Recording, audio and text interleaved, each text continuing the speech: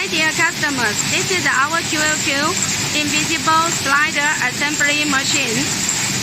The output is about 60 to 70 pieces per minute. Now let me show you the machine working situation. This is the slider body vibrator. Okay, now let's see the slider body. Okay, it's very shining already because which has been polished by our polishing machine already. And this is the spring which inside the slider body. Okay, and this is the puller with changeling already. You see, also very shining.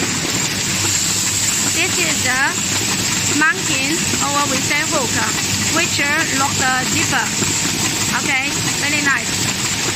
And then here is the pin, okay, pin, which will be inserted to the slider body.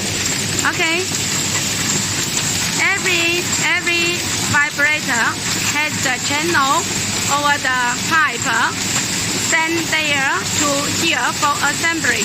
Okay, and then here is the resulter. Let's see, here is the result. Okay, you can see it has been assembled very well already.